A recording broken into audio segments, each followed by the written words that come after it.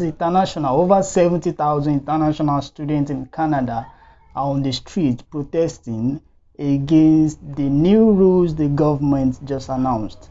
This is the rule. I'll read them from you. So let's learn together and read if this is fair or it's not fair. But this is Canada anyways. They do what they like. It's their country. So, but let's see.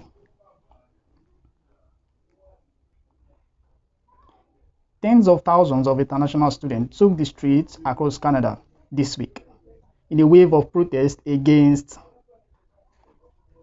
new immigration policy introduced by the federal government.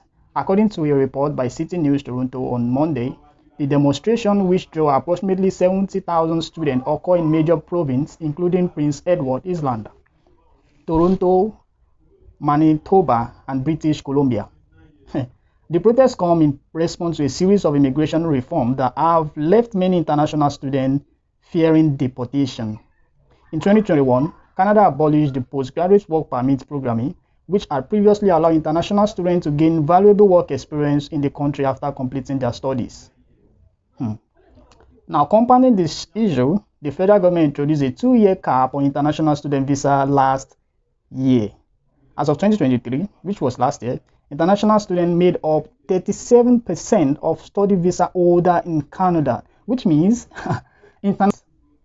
however, the recent cap on student visa is expected to reduce the intake of foreign students by 35%, a move the government argues is necessary to alleviate pressure on housing, unemployment, and public service, which means stuff like that. So, furthermore, in June, which was last month, the Canadian government further tightened regulation by announcing that foreign nationals will no longer be able to apply for a PGWP at the border. This decision has sparked fears among students who are concerned about their future in Canada. Student advocates groups, including the Naujawan Support Network, have warned that many international graduates could face deportation once their work permits expire at the end of the year. Damn. Okay, let's hear this guy's story. He said, I spent 6 years taking risks to come to Canada. I studied, worked, paid taxes, and earned enough comprehensive ranking system points. But the government has taken advantage of us, a former international student now facing the prospect of deportation. Damn. Oh, this is crazy.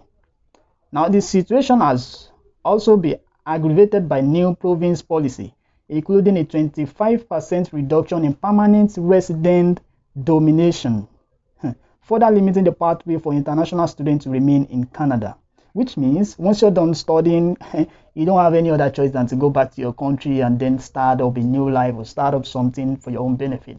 Canadian government are